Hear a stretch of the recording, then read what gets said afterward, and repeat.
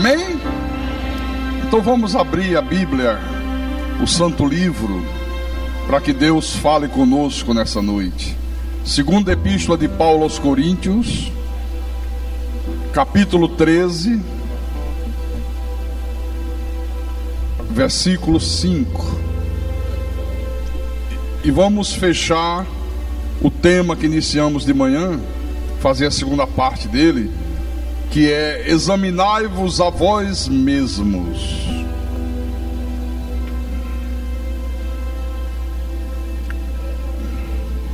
Segundo aos Coríntios, capítulo 13, versículo 5. Então, o nosso Deus diz assim: examinai-vos a vós mesmo, se realmente estáis na fé. Provai-vos a vós mesmo. Ou não reconheceis que Jesus Cristo está em vós? Se não é, que já estáis reprovados. Quer dizer que é possível a pessoa estar congregando, estar numa igreja, assistir cultos, cantar hino de louvor e de adoração a Deus, e não está na fé. Está reprovada, porque isso aqui é uma palavra proferida pelo apóstolo para uma igreja. Não é para as pessoas que estão lá fora, é para quem está dentro da igreja. Então vamos orar ao nosso Deus para que o Espírito Santo nos dê entendimento disso. Oremos. Ah, Senhor Jesus Cristo, nosso Deus e nosso Pai, e mais uma vez estamos nós aqui nesse santuário. Já louvamos o Teu nome, já adoramos o Senhor, e agora queremos ouvir a Tua voz, aquela voz que nos ensina, que nos exorta, que nos acalma, aquela voz que nos mostra os santos e verdadeiros caminhos que nós devemos trilhar. O apóstolo Paulo disse que nesse mundo há muito tipo de vozes, nenhum deles sem sentido. Mas no meio desses muitos tipos de vozes, há uma que é a Tua voz. E aqueles que foram predestinados pelo Senhor para a salvação, aqueles que já existiram com o Senhor nos céus, no concílio eterno, quando eles foram criados como seres espirituais, à Tua imagem e à Tua semelhança, aqueles que tiveram o privilégio de ser ensinados por Ti na eternidade passada, quando ouve a Tua voz, ela soa como uma voz familiar. Ela reconhece que é a voz do Pai. Ela não tem dúvidas que é Deus falando com ela. E aí acontece o maior dos milagres, que é quando o homem nasce outra vez. É quando o homem é regenerado pela semente incorruptível, que é a Tua palavra. Ah, Jesus querido, Jesus amado, fala-nos nessa noite, meu Deus. Nós queremos aprender mais do Senhor, queremos crescer na Tua graça, na Tua verdade. Fala ao Teu povo, fala aos Teus escolhidos, fala aos Teus pequeninos, as ovelhas do Teu rebanho, o povo que é propriedade exclusiva do Senhor, a Tua igreja santa e amada, a noiva do Cordeiro. E usa-me como Teu pastor, como Teu profeta, como Teu servo.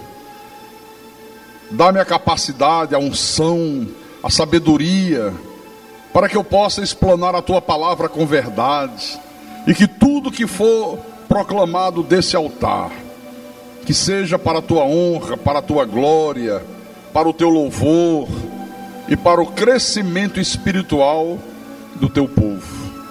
Eu te peço em nome de Jesus, em nome do Senhor, e que todos aqueles que creem digam amém e amém. Diga graças a Deus.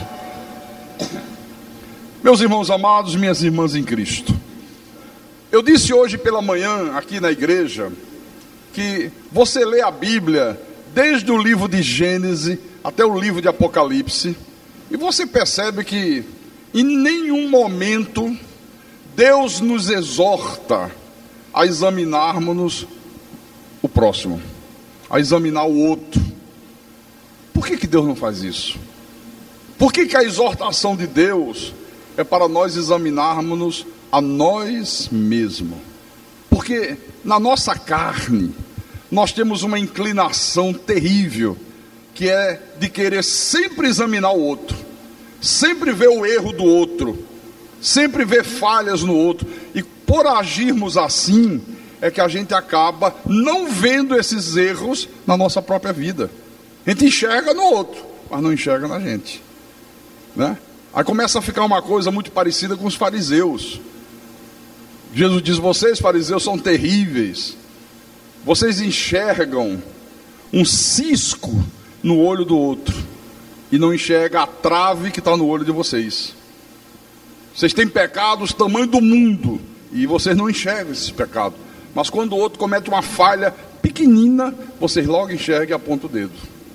Então, essa coisa aqui de nós fazermos um exame de nós mesmos é muito importante, porque isso aqui é que livra você de cair na armadilha do auto-engano. Quando a pessoa começa a achar que está salva e não está salva, começa a achar que está vivendo pela fé e não está vivendo pela fé, começa a achar que está certa e está errada, e vai por aí afora. Você só consegue visualizar isso se você examinar a você mesmo. Amém? Nós vimos aqui de manhã a questão do viver pela fé, né? Do crer na soberania de Deus, do acreditar que Deus está no controle de tudo. Vimos o exemplo do povo hebreu, que quando saiu do Egito, depois de ver todas as maravilhas que Deus havia feito lá no Egito, para que eles fossem libertos de 400 anos de escravidão, quando começaram a peregrinar pelo deserto, à medida que os problemas iam surgindo, à medida que as dificuldades apareciam, eles começavam a murmurar contra Deus. Diziam: era melhor ter ficado lá, era melhor ser escravo, Deus nos trouxe para aqui, para a gente morrer de fome nesse deserto, faltava água para a gente morrer de sede. E quantos que estão dentro das igrejas e que fazem a mesma coisa? Quando tudo está correndo bem na vida, olha, é uma maravilha, Deus é maravilhoso, Jesus é isso, Jesus é aquilo, sorriso de orelha a orelha. Mas quando começa a enfrentar lutas, e a vida é cheia de lutas, não se iluda. Enquanto você viver nesse mundo, você vai enfrentar lutas. Jesus disse: no mundo tereis aflições, mas não temam, porque eu venci o mundo. Quando você vê um pastor dizer: não, você agora se converteu, a vida vai ser um mar de rosa, tudo vai dar certo, nunca mais você vai ter doença, nunca mais vai passar por desemprego, olha, você agora vai ter tudo do bom e do melhor, esse pastor é um mentiroso, porque não é isso que a Bíblia diz, querido. É por isso que a grande maioria das pessoas não estão preparadas para enfrentar lutas.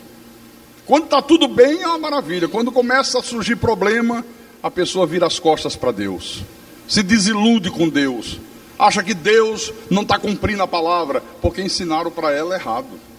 Você tem que estar preparado para enfrentar as tuas lutas, enfrentar com fé, enfrentar com coragem, enfrentar de cabeça erguida, nunca desanimar, nunca retroceder, sempre tendo a certeza de que no final a vitória é tua, porque a Bíblia diz que nós somos mais do que vencedores. Fala para o teu irmão: você é mais do que vencedor, meu irmão.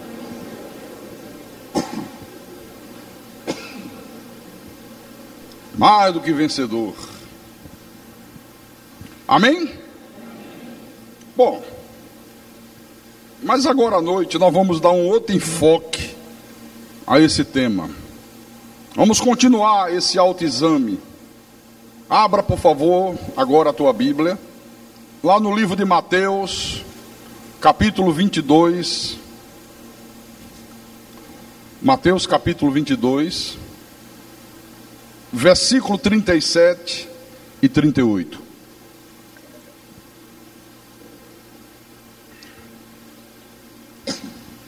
Acharam?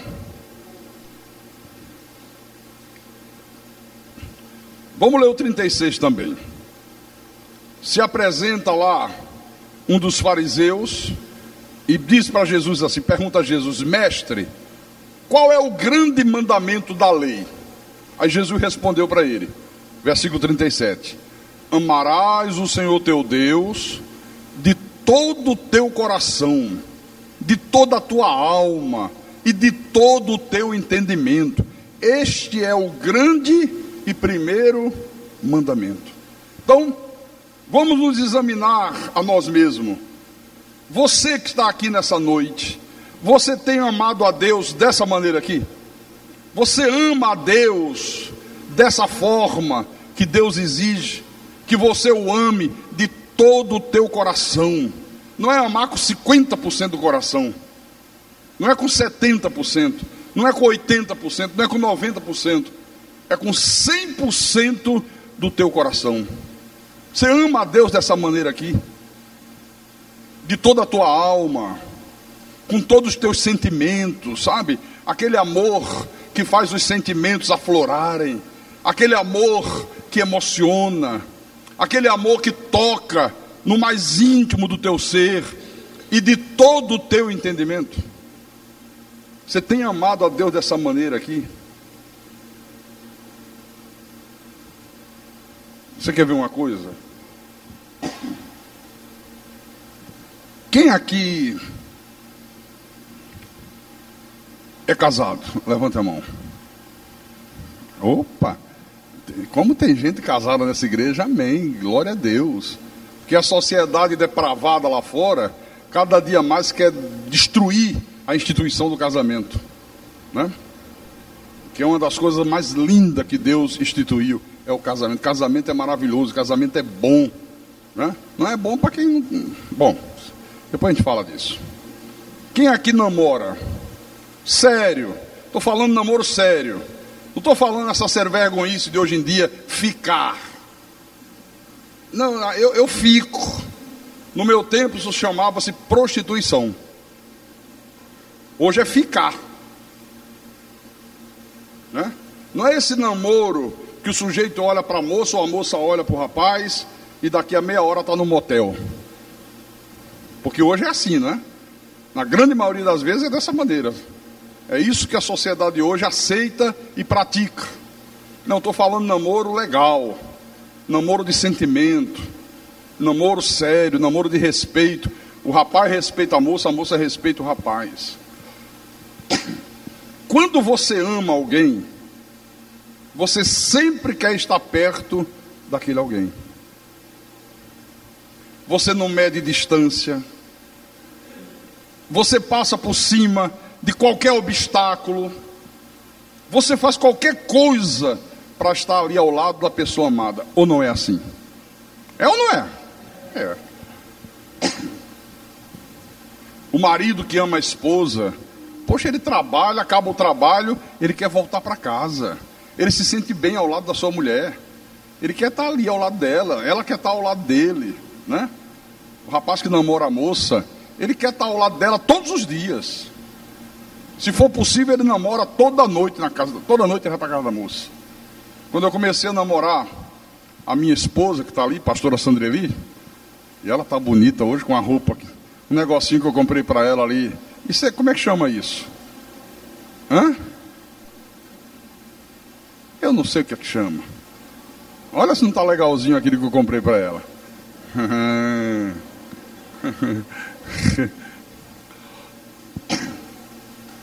Então, quando eu namorava ela, na época ela tinha 16 anos, né?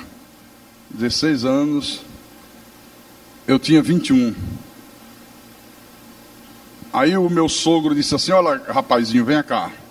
Aqui em casa a coisa é séria. Aqui só pode sair se for comigo ou com a mãe dela ou com a irmã dela. Sozinho, que diferença, hein? Dos tempos de hoje, né? Rapaz, eu digo perfeitamente. Outra coisa, namoro aqui em casa, você vai escolher quarta-feira à noite e sábado e domingo. O resto, nada de namoro, é para ela estudar, para ela cuidar da vida. Perfeitamente.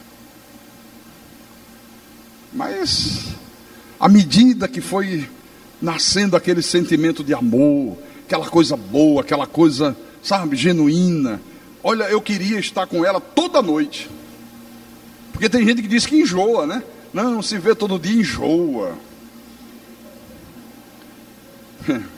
Eu assisti essa semana, não sei que programa foi. À noite, na hora de dormir, eu gosto sempre de dar uma passada na televisão, assistir uma meia hora de TV e vou dormir. Tinha um programa e estava o presidente do Corinthians, ainda bem que é do Corinthians, e perguntaram a ele: você já foi casado? Ele disse: eu tive 3 relacionamentos, e não pretende mais se casar, não. Se aparecer alguém que queira se relacionar comigo, tudo bem. Agora, ela lá e eu cá. Você acha que uma pessoa que se presta para isso ama o outro? Claro, é evidente que não ama. Sem dúvida que não ama. Então eu queria estar ao lado da minha namorada na época. Normalmente o rapaz com 21 anos quer estar solto, né? Quer sair do trabalho, vai lá na quarta-feira à noite, está tudo bem, doido para ir embora, pular fora e cair na gandaia, como se dizia na época, né? Não, eu queria estar com ela. Olha, e eu fazia poucas e boas para conseguir isso. Aí eu começava a bolar, como é que eu vou fazer? Ele é sério, meu sogro, até hoje. Não disse que não, disse que é só quarta-feira à noite e sábado e domingo. Mas e segunda, e terça, e quinta, e sexta? Como é que eu faço? Aí eu descobri que ele gostava de ler. Eu também sempre gostei de ler, sempre tive muitos livros. Aí eu comecei a puxar assunto com ele de livros. O senhor já leu tal livro? Esse não. Ah, vou trazer para o senhor ler. Traga. Adivinha qual era o dia que eu ia levar o livro? Segunda-feira eu estava lá com o livro. Ele olhava: o que você ia fazer? Olha, eu vim trazer o livro para o senhor, viu? Aí ele ficava sem graça. Não, fica aí um pouco, tal. Um pouco ficava até às 10, né? E era um tal de livro para lá, livro para cá, sabe? E aos pouquinhos eu fui quebrando as barreiras. Quando ele abriu os olhos, eu já estava acostumado a segunda, de domingo a domingo eu estar lá. Ora, você só faz isso quando você ama. Por isso que a pessoa que ama a Deus assim, olha, ela quer fazer tudo para agradar a Deus, ela quer dar o melhor para Deus. Eu lembro que na época eu ganhava um salário muito pequeno, né? Eu estava começando minha vida profissional. Aí eu queria dar um presente para ela, porque você quer agradar a pessoa que ama, né?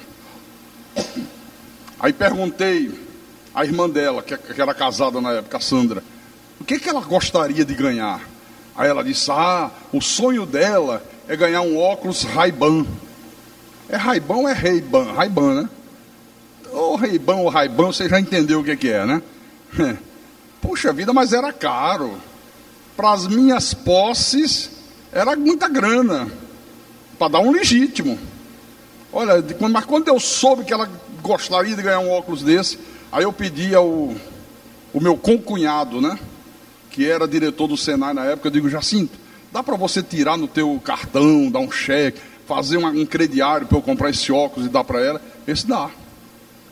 E eu lembro como se fosse hoje que eu comprei o óculos e cheguei lá com todo o prazer do mundo para dar de presente à pessoa amada. Então, se você ama Deus, você faz muito mais do que isso.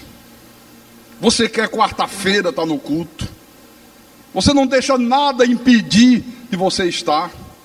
Eu nunca deixei de vê-la se estava chovendo. Eu digo: vou nadando, mas que eu vou.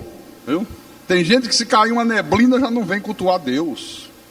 Eu ia.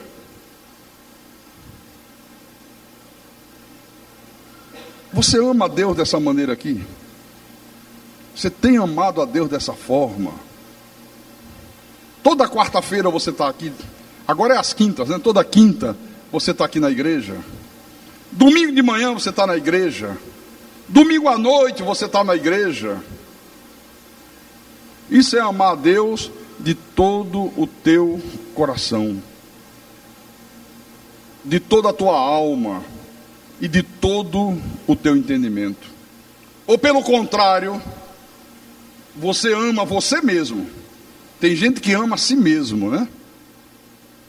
E ama as coisas desse mundo. João, quando escreveu a sua primeira epístola, vai lá no final da Bíblia, 1 de João, capítulo 2, versículo 15. Olha o que Deus fala conosco através de João. Ele diz assim: não ameis o mundo, nem as coisas que há no mundo. Se alguém amar o mundo, o amor do Pai não está nele. É muito interessante esse versículo, porque os pastores, no passado, por falta de revelação de Deus, começaram a interpretar esse versículo como não ameis o mundo nem as coisas que há no mundo, fosse não pode ter televisão, não pode ir à praia, não pode amar as coisas do mundo. Se a pessoa se converteu, não pode mais ir à praia, não pode mais ouvir uma música do Roberto Carlos. Que show lindo ontem, Roberto Carlos em Jerusalém. Oh, coisa linda. Não pode usar brinco, não pode a mulher se cuidar, ir no cabeleireiro, usar uma maquiagem. Eles interpretaram assim. Só que não é disso que Deus está falando aqui. Não é dessas coisas. Essas coisas Deus criou para quê? Você acha que Deus criou a praia para o diabo? Ou para a gente? Para a gente. Não é pecado ir a uma praia. Não é pecado você, mulher, gostar de se arrumar. Até deve. Principalmente se você já é casada. Porque se você não se cuidar, não se apresentar bonita, o teu marido, bem produzida, o teu marido trabalha fora, chega lá na firma dele, ou na indústria, ou no escritório, no banco, e ele está cercado de mulheres muito bem cuidadas, que vão trabalhar com uma escova? Fizeram a escova, fizeram a sobrancelha, se cuidaram todos, se maquiaram, tudo bonito, usaram um perfume gostoso. Aí o teu marido chega, quando está de lado de uma beldade dessa, ele diz: caramba, isso é que é mulher, não aquilo que eu deixei lá em casa.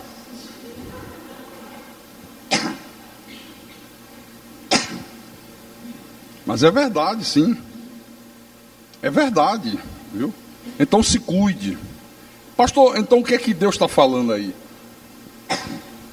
Primeiro que esse mundo aqui não é o mundo que Deus criou.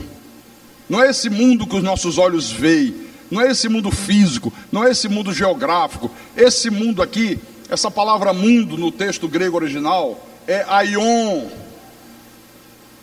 Tem lugares que a Bíblia fala mundo e a palavra é okumene, o mundo dos salvos.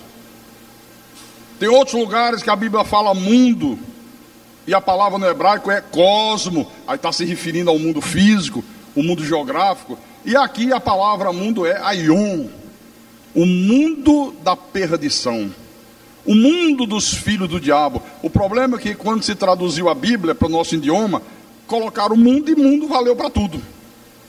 Aí as pessoas não sabem separar uma coisa da outra. Por isso que tem gente que diz: essa Bíblia de vocês é uma coisa de louco. Porque João diz: Deus amou o mundo de tal maneira que deu seu Filho unigênito. E agora Deus está dizendo para os filhos dele: não ameis o mundo. Esse Deus é doido. Esse Deus é maluco. Ele amou o mundo e agora diz que eu não posso amar o mundo. porque não sabe discernir. Então o mundo é um mundo espiritual da perdição, das trevas. Basta ler o versículo 16 que você vai entender.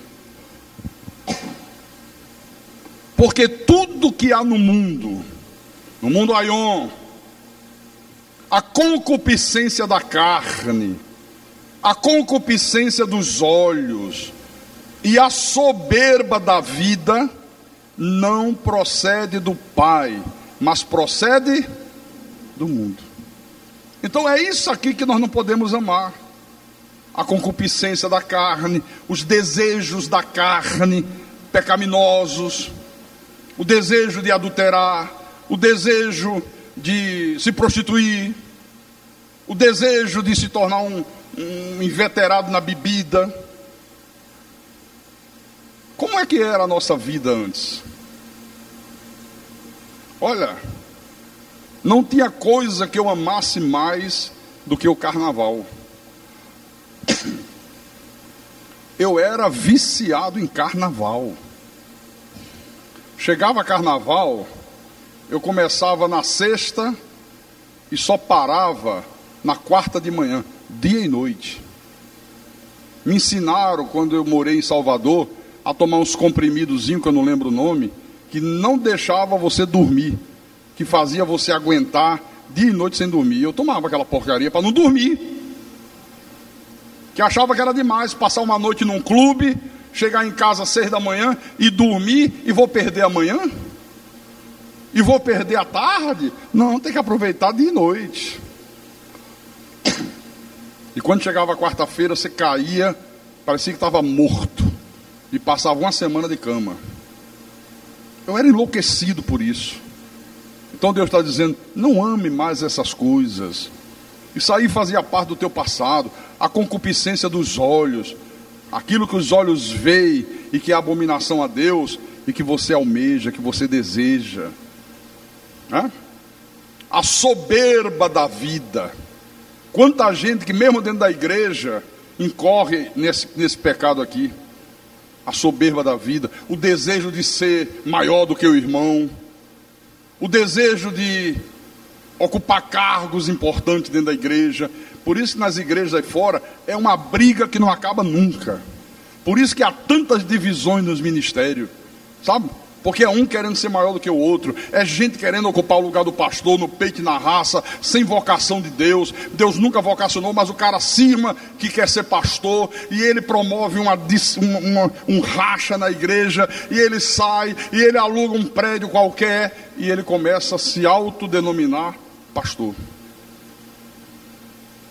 A soberba da vida. Faça um exame, se você não incorre nesses erros aqui. Examine o homem a si mesmo. Na sequência, Jesus disse uma coisa interessante. Deixa eu voltar lá em Mateus, capítulo 22, versículo 39. Na sequência da resposta à pergunta daquele fariseu de qual era o grande mandamento na lei, ele diz: o segundo, semelhante a este é: amarás o teu próximo como a ti mesmo. Você ama o teu próximo como você ama a você mesmo. Amar os inimigos, abençoar aqueles que te amaldiçoam, fazer o bem àquela pessoa que te fez o mal. Você faz isso? Você é capaz de amar um inimigo teu? A ponto de fazer o bem ao inimigo?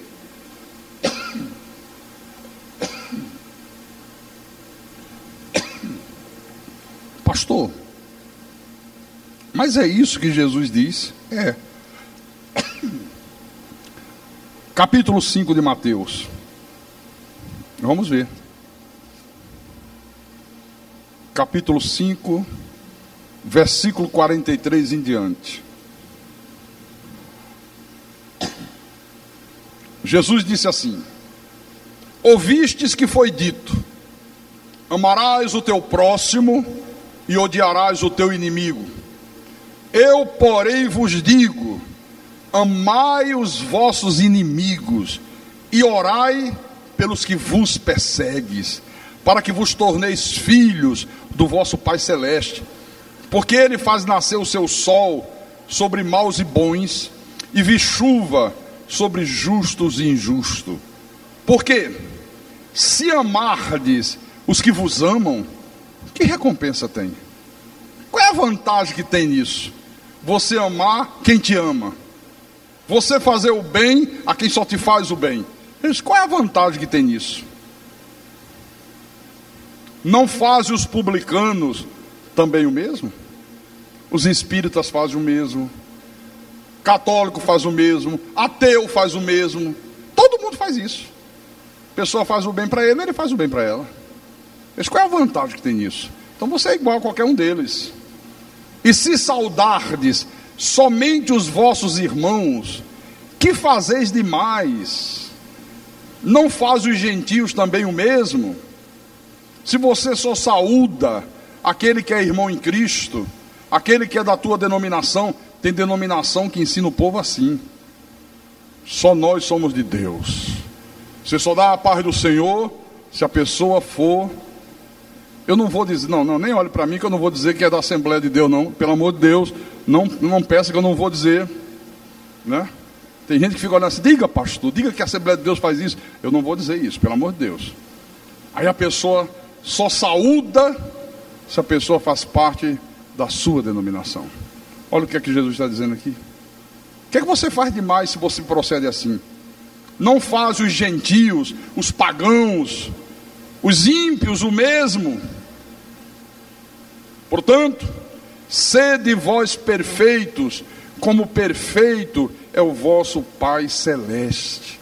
Então Deus nos exorta a que a gente se preocupe com o bem-estar espiritual dos outros, da mesma maneira que você se preocupa com o teu próprio bem-estar espiritual. Você tem feito isso? Você é capaz de fazer isso? Por isso que ele diz: examine-se a vós mesmo, para ver se vocês estão na fé, para ver se vocês realmente, né, estão em Cristo, se Cristo está em vocês, se é que vocês já não estão reprovados. Como é difícil você ver isso aqui dentro da igreja. Tem muita hipocrisia, se fala muito de amor, mas só da boca para fora. A hipocrisia reina, sabe? É um amor só de palavras. Aquele que diz que ama, ama até o momento que você faça alguma coisa que contrarie ele. Contrariou, acabou o amor. Aí se transforma em ódio, em vingança. Isso não procede de Deus. Pastor, então a coisa é séria, muito séria.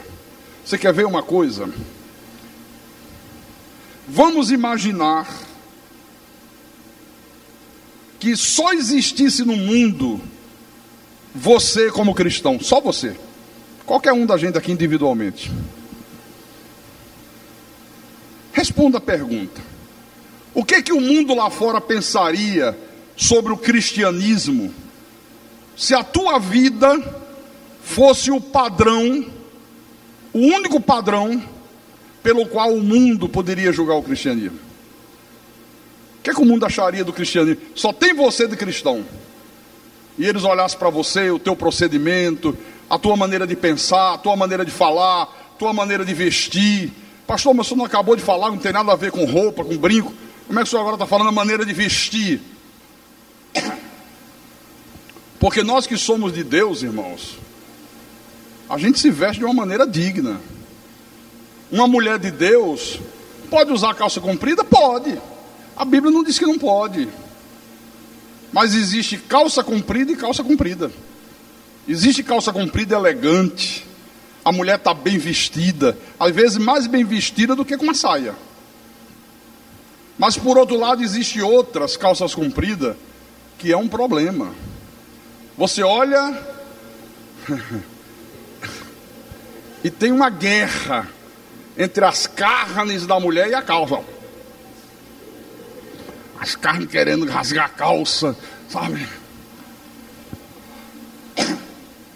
Quando a mulher passa, chama a atenção de todo mundo, mostra as suas formas.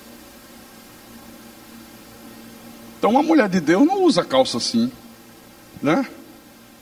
Uma mulher de Deus não usa um decote que quando o homem olha, dá vontade de pular dentro. Não, ela se veste com decência, sabe? Bem vestida, bem composta, né? Então, se a pessoa olhasse para você e visse como é que você se veste, como é que você fala, qual é o teu linguajar. Uma pessoa de Deus não fica palavrão para lá, palavrão para cá, né? Examinasse você no teu trabalho, como é que você é como funcionário, como é que você procede no local de trabalho, é honesto, teu patrão paga para você trabalhar 8 horas por dia, você trabalha às 8 horas, ou quando o chefe dá as costas, você abre o jornal e fica lendo, ou a revista, o chefe deu uma saidinha, opa, deixa eu aproveitar agora, quer dizer, o teu patrão está pagando para você ver revista, você está sendo desonesto. Não, aqui não tem muita fiscalização. Olha, dá até para eu pegar umas 200 folhas de papel de xerox e vou levar para a igreja. Ainda traz para a igreja. Não traga para aqui não, que aqui não entra roubo. A não ser que o patrão, olha, eu posso levar? Minha igreja é uma igreja simples, precisa. E o cara, não pode, leva umas folhas aí, leva uma resma. Mas tem gente que não faz isso não. Como é que o mundo julgaria o cristianismo olhando para você? Você como marido,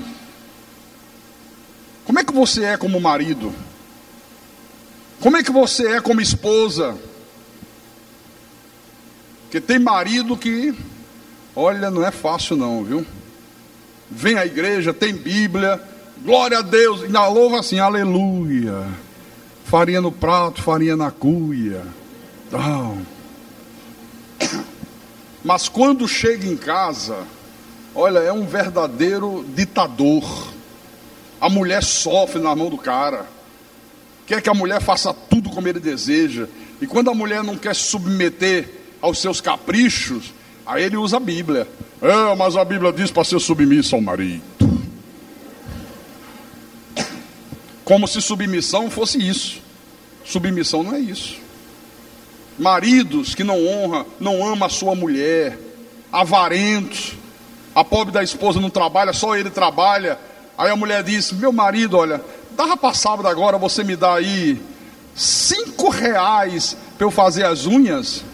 Fazer as unhas? E para que você tem dente? Roa.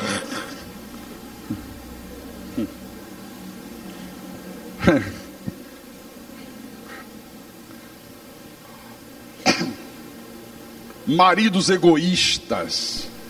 Cara tem um automóvel, aí vai trabalhar, aí para o carro no trabalho 7:30 da manhã, 8 horas da manhã, e ele só larga 6 da tarde. O automóvel passa o dia inteiro parado. Ele não é capaz de fazer a mulher aprender a dirigir, para dizer, olha, você tem tantos afazeres, tem que levar a criança no colégio, buscar no colégio, precisa ir ao mercantil, fazer compra, essas coisas que uma dona de casa sempre faz, né? Não, você me leva no trabalho, me deixa lá e fica com o carro, de noite você me pega. Não. Às vezes a mulher diz, puxa, não dá para você pagar uma autoescola para eu aprender a dirigir? Vai dirigir um fogão, que é o teu destino.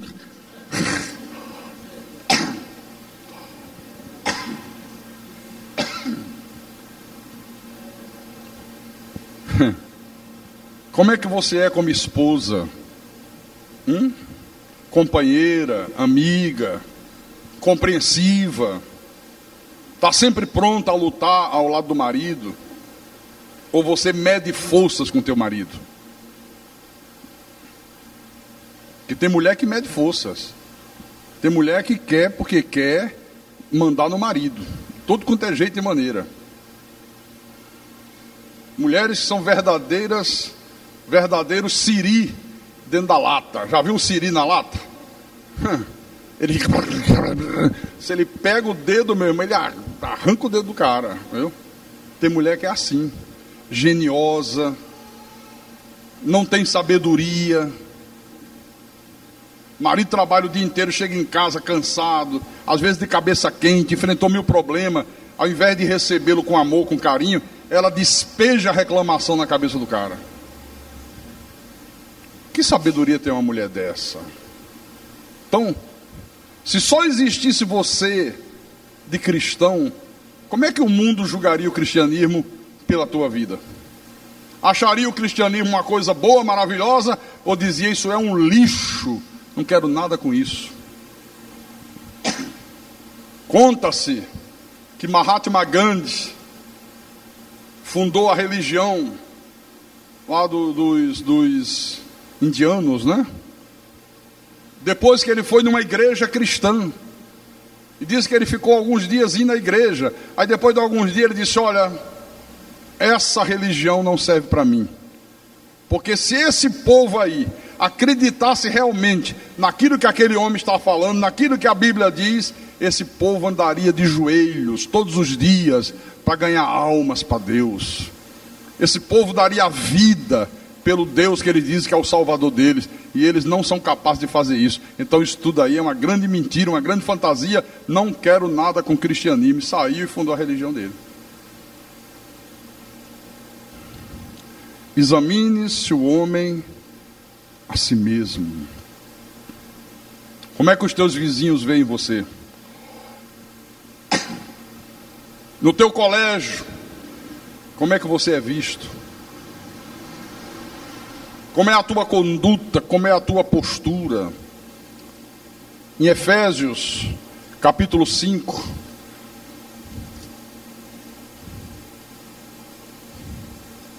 versículo 1 e 2, o apóstolo escreve à igreja de Éfeso e diz assim: sede, pois, imitadores de Deus, como filhos amados, e andai em amor, como também Cristo nos amou e se entregou a si mesmo por nós, como oferta e sacrifício a Deus em aroma suave.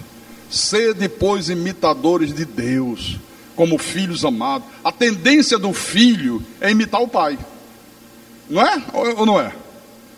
A tendência do filho não é imitar o pai? É, a tendência é. Tanto que é normal assim, ó. Poxa, como ele bate na mulher. Olha, o pai dele fazia a mesma coisa. O cara via o pai batendo na mãe, quando se casa faz a mesma coisa com a mulher. Toma aquilo como padrão. Olha, mas bebe. É mesmo, é? Puxou ao pai. O pai era a mesma coisa, ele imita o pai.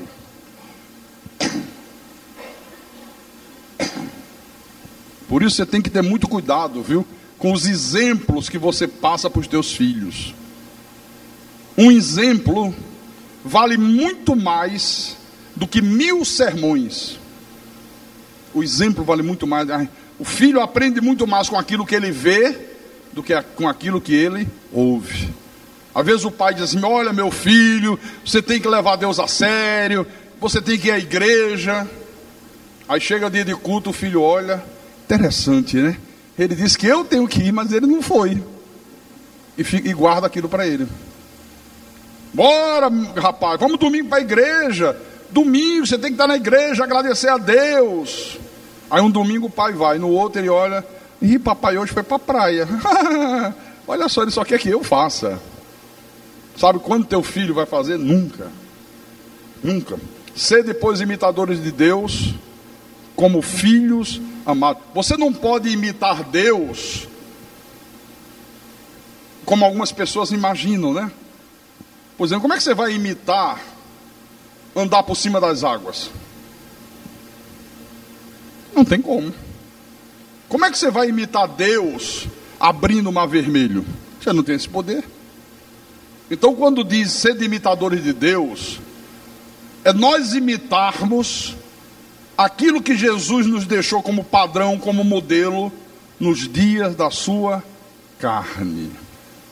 Ser imitador de Cristo, ser imitador de Jesus, é você ver como é que Jesus agia na sua natureza humana, na sua natureza carnal. Jesus era perdoador, misericordioso. Jesus não era um sujeito antipático, como tem gente antipático nas igrejas, né? Aliás, as igrejas evangélicas é um festival de antipatia. Enquanto a pessoa não se convertia, às vezes era uma pessoa simpática, boa gente, legal, se converte, vira antipatia em pessoa. Fecha logo a cara, porque colocou-se na cabeça das pessoas que ser cristão é a pessoa não sorrir, passa pelos outros, parece delegado de polícia com raiva.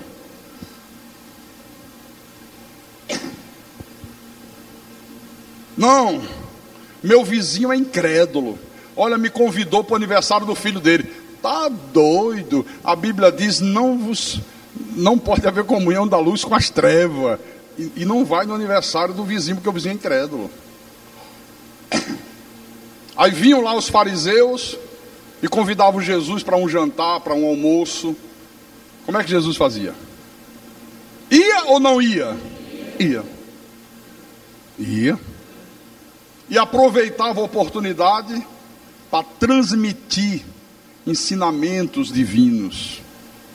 Ele não ia fazer o que as pessoas faziam, ele não tinha um comportamento errado das pessoas, mas ele aproveitava aquele momento lá para dar um bom testemunho. Quando o assunto começava, ele aproveitava o assunto e transmitia ensinamentos espirituais, e as pessoas ficavam embevecidas. Sede imitadores de Deus, como filhos amados. Pegaram uma mulher em flagrante adultério, pegaram no ato, porque para provar um adultério, só quem pode provar é a cama, porque quem mais pode provar? A não ser que você pegue na hora e veja lá o ato se consumando. Aí, olha, não é que pegaram a mulher no ato. Trouxeram a mulher para Jesus. Interessante que essa mentalidade machista que predomina hoje no Brasil e no mundo já existia naquela época. O homem ninguém trouxe, o homem pode. Não é assim na sociedade? O homem pode, mulher não pode, né? O homem faz, ninguém critica, ninguém leva a mal. Não, isso é de homem mesmo, né? Se a mulher fizer, meu irmão, é prostituta, vagabunda, né? O marido já é chamado de corno. Você já viu uma mulher ser chamada de corna? Ninguém chama. Isso é o machismo. Aí levaram a mulher e disseram: mestre, esta mulher, olha os termos, esta mulher, esta vagabunda, foi pega em flagrante adultério. E na lei de Moisés diz que tais mulheres devem ser apedrejadas até a morte. E tu, que dizes? O que é que o senhor diz? Jesus olhou para eles, não disse nada, ficou escrevendo na areia. Eles repetiram a pergunta. Jesus levantou os olhos: bom, já que vocês estão insistindo, eu vou dar uma resposta. Aquela multidão de gente, eu acho que na frente estavam os pastores, né? Aqueles pastores mandões, aqueles pastores santarrões. Tem que apedrejar, foi pega em flagrante adultério, sabe? Aquela crentalhada cascuda, não pode, mata, apedreja, arrebenta, como se nunca cometesse pecado. Aí Jesus disse: tá bom, vocês querem saber minha opinião? Quero. Aquele que de vocês não tiver pecado, pode atirar a primeira pedra. E continuou escrevendo. É a única vez que a Bíblia diz que Jesus escreveu. O que Jesus devia estar escrevendo ali, hein? Eu imagino que Jesus estava escrevendo amor, perdão, misericórdia, bondade, coisa que eles não tinham. Atira a primeira pedra. E o texto diz que começaram a sair. Não, começou pelos mais velhos. Os mais velhos foram os primeiros a pegar a reta, como disse Cearense, pegou o beco. Quer dizer que os mais velhos eram os mais sem vergonha.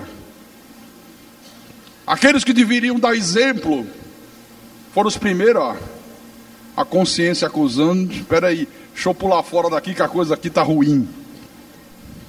Aí foram embora desde os mais velhos até os mais novos. Daqui a pouco Jesus levanta os olhos e diz: mulher, cadê os teus acusadores? Foram embora. Nenhum te condenou? Não. Nem eu tampouco te condeno. Agora preste atenção, vá e não peques mais, não faça mais isso, não é bom para você. Isso vai trazer consequências ruins. Isso não vai ajudar você em nada. Isso só vai trazer malefícios para a tua vida. Vai e não torne mais a pecar. Você já pensou o que aconteceria nos dias de hoje nas igrejas? Se a pessoa comete um erro, expõe a pessoa à execração pública, humilha a pessoa, expõe para a pessoa o erro, o pecado que ela praticou, aniquilam com a vida da pessoa. Ou não é assim? Pessoa errou, todo mundo quer tirar pedra. Dificilmente alguém estende a mão para levantar o que caiu. Dificilmente alguém tem uma atitude de misericórdia com aquele que errou. Por isso a Bíblia diz: sede imitadores de Deus, imitem Jesus. Olha, vou te dar uma dica. Isso não é meu não, isso aí eu li há muitos anos atrás num livro que dizia assim: tudo que você for fazer na vida, tudo, antes de fazer, pergunte a você mesmo. É até o título do livro: em meu lugar, o que faria Jesus? Se Jesus estivesse no meu lugar, o que é que ele faria nessa hora? Como é que ele agiria? Como é que ele procederia? O que é que ele falaria? Isso vai te ajudar muito. Amém? Então, irmãos, as pessoas veem Jesus em você. Não, quando eu digo ver Jesus em você, porque você está imitando Jesus. Paulo disse uma coisa tremenda aqui. Em 1 Coríntios capítulo 11, versículo 1.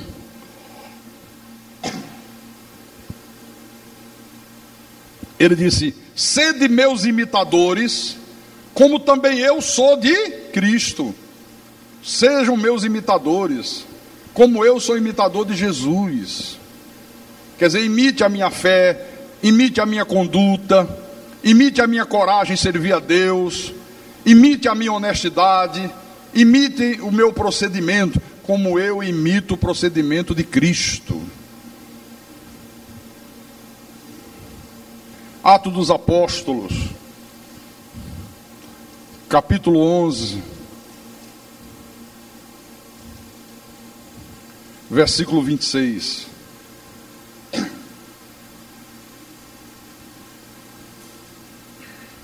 Ok? Tendo-o encontrado, levou para Antioquia, e por todo um ano se reuniram naquela igreja e ensinaram numerosa multidão. Em Antioquia foram os discípulos pela primeira vez chamados de quê? Cristãos. Como é difícil hoje você encontrar cristãos. Hoje você encontra batista, presbiteriano, assembleiano, mas cristão é coisa muito difícil, porque a pessoa se converte à denominação, ela não se converte a Cristo. Eles foram chamados cristãos porque eles eram seguidores de Jesus, porque eles eram imitadores de Jesus, porque eles proclamavam os ensinamentos de Jesus. Então, pela primeira vez, os discípulos foram chamados de cristãos, seguidores de Jesus Cristo, fiéis a Jesus Cristo. obedientes ao ensinamento de Jesus Cristo. Aí eu faço outra pergunta: se você não dissesse para ninguém que você é um cristão, as pessoas acabariam reconhecendo que você é um cristão? Você nunca dissesse para ninguém que é cristão, ninguém nunca visse você com a Bíblia, ninguém nunca soubesse que você frequenta um lugar de adoração a Deus, que você frequenta um templo. Só em conviver com você, as pessoas iam descobrir que você era cristão? Ou não ia ter diferença entre você e as pessoas lá fora do mundo? Pense nisso. Ninguém sabe, teus vizinhos não sabem, mas só em olhar para você, ver o teu procedimento, ver a tua maneira de falar, a tua maneira de pensar, ver como é que você age como marido, como pai, como filho, como esposa, como mãe, eles iriam acabar dizendo: poxa, por que você é diferente, hein? Você é diferente de todo mundo. Os outros vizinhos aqui não são como você, eu não sou como você. Por que você é assim? Elas iam descobrir que tem alguma coisa diferente em você, e aí iam descobrir que você é um cristão. É para pensar nisso aqui.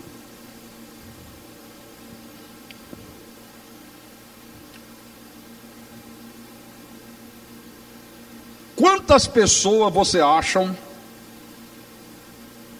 se converteriam, seriam salvas através do ouvir o Evangelho, se as outras pessoas testemunhassem de Jesus da mesma maneira que você testemunha hoje? Quantas pessoas vocês acham que seriam salvas se todas as outras pessoas falassem de Jesus, evangelizassem como você evangeliza? Ih, pastor, se todo mundo falasse de Jesus como eu falo, se todo mundo evangelizasse como eu evangelizo, a igreja estava vazia.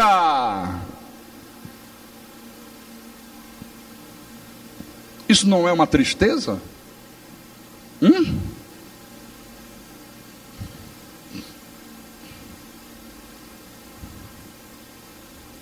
Você vai no comércio, aí você compra uma televisão de LCD, Full HD, Sony. Aí você instala em casa uma imagem espetacular. Qual é a tendência? O que é que normalmente a gente faz, hein? Conversa com o vizinho, você fica doido para dizer, né? Olha, você tem televisão de HD? Não, eu tenho. Olha, comprei uma.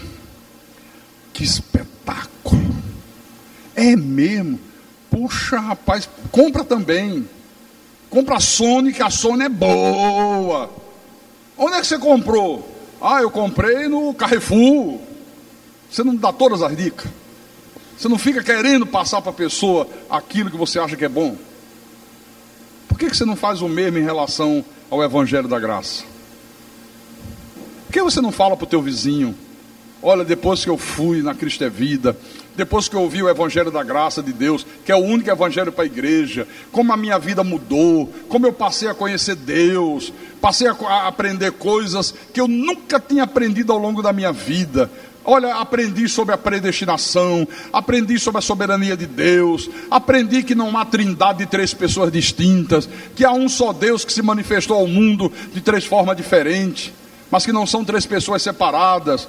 Aprendi que a salvação é eterna. Aprendi que o demônio foi derrotado na cruz do Calvário, que o que esses picaretas ficam aí dizendo no rádio e na televisão é mentira, que você está endemoniado, que tem um trabalho de macumba que foi feito, que você não arranja emprego porque alguém botou um olho grande em cima de você. Olha, se você falasse isso, ia chamar a atenção,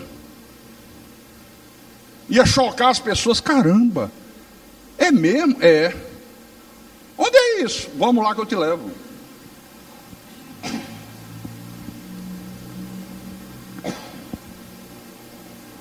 Examines a si mesmo.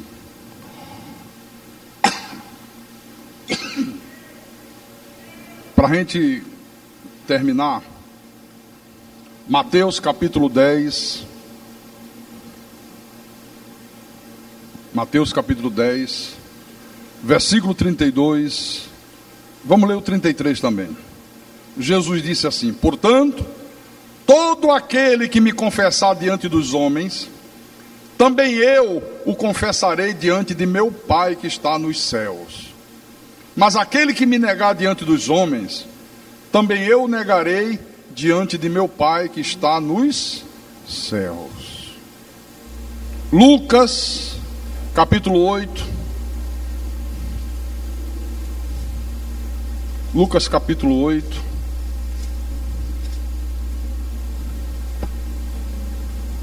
Versículo 39. Lucas capítulo 8, versículo 39. Pastor, o senhor está demorando muito hoje, hein? Já tem 1 hora que o senhor está pregando, não dá para parar, não? Tem gente que tem pressa na igreja, né? Olha para o relógio. Aí você assiste um jogo de futebol.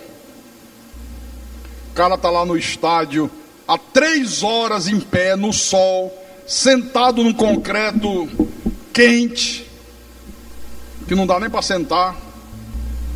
E depois de 3 horas, aí o time dele está perdendo, 1-0 para o outro time, 45 minutos do segundo tempo, aí o juiz faz assim, 4 minutos de acréscimo.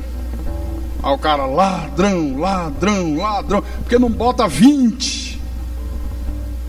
Se o juiz dissesse mais 20 minutos, mais 45, olha, a turma fazia um carnaval na arquibancada. Que bom, mais 45 minutos, aleluia, glória a Deus. Às vezes na igreja 1 minuto a mais já dá sono, já reclama. Mas eu falei Lucas capítulo 8, versículo 39, né?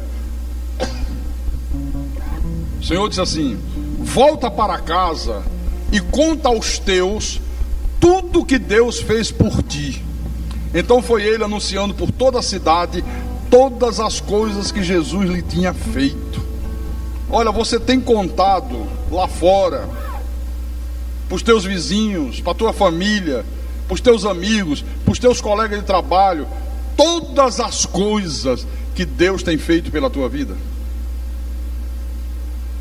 Jesus mandou: vai, volta para tua casa, conta aos teus tudo que Deus fez por ti. Conta tudo, dá testemunho, conta como é que Deus agiu na tua vida, como é que Ele te transformou, conta da verdade que Ele te revelou. Você tem feito isso aqui? Puxa vida, eu teria tanta coisa para falar ainda, viu?